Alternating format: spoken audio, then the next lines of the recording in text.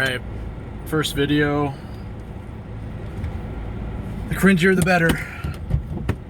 Just trying to get the ball rolling on, for multiple reasons. Jesus Christ, this video's gonna be horrible, but I'm gonna post it no matter what, and we're gonna start somewhere here. The goal here being to set the bar and see if I do this every day after I'm done working out, where my mind is most clear, what I can come up with and where I can start from and where I can end up after literally, as I would describe, or as I would put it, having literally everything and completely self-sabotaging everything in my life, and pretty much not destroying my own life. And I'm trying to just build after a year of pain, I'm starting to rebuild, and I just, for myself, and maybe it can help somebody else, just to go over certain truths I've learned, or certain lessons I've learned, or certain ideas I'm interested in going over. But yeah, I guess this one I kind of want to talk about. The first thing came to my mind during my workout was masculinity, and it's just what I think about it and what I think is missing in society. And essentially, I don't know, I personally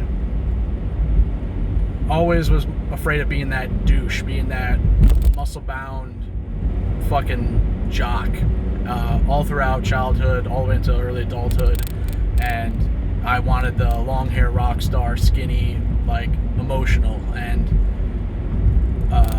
that's what I was interested in. And I always hated douchebag, like bro-y shit. And I think that's a cop-out. I think that's been around for a while, and I think that's one of the most human.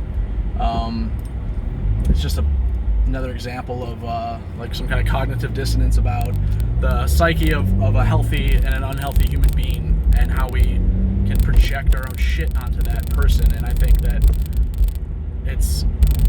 you can find the biggest, most ripped guy and how he had a heart attack, or how he's an asshole, or how he's like whatever, but at the end of the day, that guy, by and large, is, I mean, you can take that to the extreme where you are like,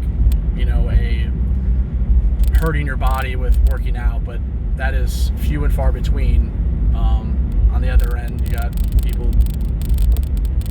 just gluttony and fat and miserable, and to point out that guy, anyway, that's basically, yeah, I think that's always been a thing, to look at that guy as like dumb, douche, whatever. But I'll tell you one thing, his mind works better than yours. If you're overweight, I'm just talking about men here, I only can speak for what I know, and I mean, I would say probably everybody, but I'm just speaking right now, talking about masculinity as a concept, and how it pertains to men, and happiness, and how it pertains to, it just makes everything work better. And I figured that out. Well, I mean, not special, but God, this would be such a cringy video. I'm posting it.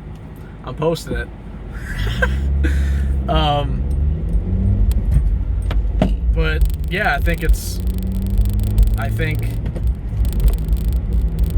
missing. It is the answer right now in society. It is absolutely the answer to get as in shape as you possibly can. Every day, get up, work out, just do something, move something, lift something heavy, go to the gym, go running, go on a fucking walk every morning, do something. And then, I mean, for me, it's got to be in the morning. Some people do it at night, I guess, depending on your work schedule. But I just think getting up first thing, if you're depressed as fuck, you're, the worst thing. I mean, I'm going through the worst time of my entire life, and I'm so fucked up, I'm disassociating while I work out, and I have absolutely no reason to be working out other than to keep busy and to keep my sanity and just try and keep pushing on. And it's like, as long as you have that, it's like you can always build, always, and you have to believe that. And I think working out in the morning and just getting that, trying to get out of your head. And it's such a slippery slope between being hard on yourself, because it's very easy to conflate what I believe is taking responsibility for everything that goes wrong in your life. Everything. Every single thing. Even if you're victimized, you pick that person to an extent. Just like driving. You're never 100% at fault. Or they're never 100% at fault. You're on the road, you're at fault. And it's easy to conflate that notion of, and I think a healthy notion, you take responsibility for absolutely everything. And the other side of the coin is, and it's easy to do, is beat yourself up for what has happened and spiral in a thought spiral of shame that can be so difficult to get out of. And so I think working out and building resiliency no matter what's happened to you, and getting out of your head, getting those cobwebs out, working out is, to me, is the only way to do that. It literally can save your life. I don't think any medication, anything that's easy is going to be temporary. And I've been on antidepressants that worked for a period of time, or I've been on X, Y, and Z, and eventually your mind adapts. Like, I don't care what it is. And this is just completely not medical. I'm not a doctor, but this is just my experience, that eventually homeostasis is a thing, and eventually these meds you'll have a baseline. I don't care what it is. And just like anything, any illicit drug or illegal drug, if the more helpful the drug, the worse the side effects, and the harder it is to get off. You're changing your psyche, you're changing your brain chemistry, and if you're dependent, the more effective a drug is, the more dependent you're gonna be on it. It's just how it is. Like, these things are not natural. What's natural is working out, getting sunlight, being around people. We need this in our society, and everything that is completely, we're turning the world upside down. And now I'll get to the rant part of this, but I believe falls on men. Like, it's just that simple. Like, I don't want to be like, I've had, like, there's so much toxic red pill shit. There's so much like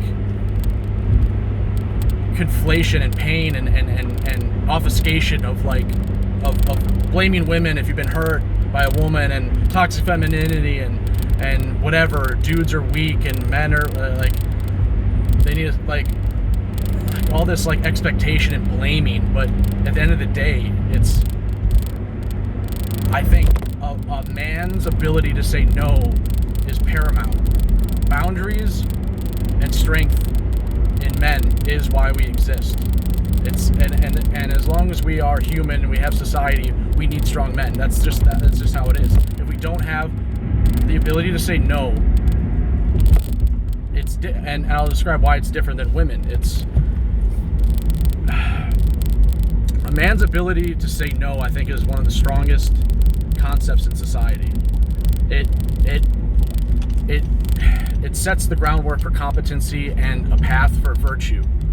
And the more sick a world gets, the more we need to say no to what we believe is right, like to what we believe is wrong, and yes to what we believe is right. And that's it. That's the end of it. And let's see to run with these bikers. Oh shit. Yep, I see you. I'm waiting. Go ahead. All right. That's weird.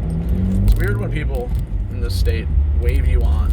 It's like the only place I've ever been. It's like pedestrians wave on cars instead of just like, I don't know, and they walk in front of the cars simultaneously. But anyway, ADD is a son of a bitch.